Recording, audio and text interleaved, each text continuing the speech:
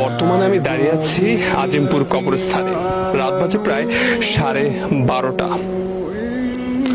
এখানে আসার উদ্দেশ্য হলো মানুষকে আসলে কিছু বার্তা দেয়া, তাদেরকে আসলে জীবনের বাস্তবতা সম্পর্কে কিছুটা ধারণা দেয়া। ঢাকা শহরের ব্যস্ততার ভিড়ে আসলে আমরা অনেকে ভুলে যাই দিন শেষে আসলে আমাদের কোথায় যেতে হবে।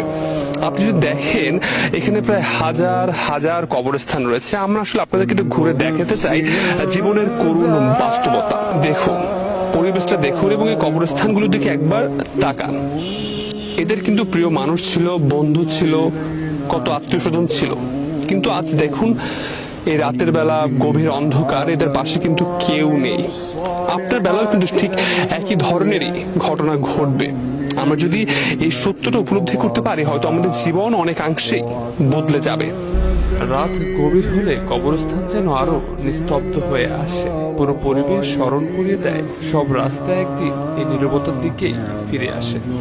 অনেক তরুণের এই ভুল ধারণা রয়েছে তারা হয়তো মৃত্যু হলে মারা যাবে, কিন্তু বাস্তবতা হলো আমরা কবরস্থানে এসে দেখতে পেয়েছি অনেক তরুণ কিন্তু এখানে ঘুমিয়ে আছে। তারা কিন্তু চলে গেছে পৃথিবী ছেড়ে। এবং আপনি দেখেন আমার সামনেই কিন্তু একটি কবর রয়েছে যেখানে আমাদের মতো তরুণী কিন্তু ঘুমিয়ে আছে চিরনিদ্রায়। কবরস্থানের মধ্য দিয়ে হাঁটতে হাঁটতে মনে পড়ে সব দৌড়ঝাঁপের শেষ গন্তব্য এখানে। এটাই জীবনের শেষ চিহ্ন।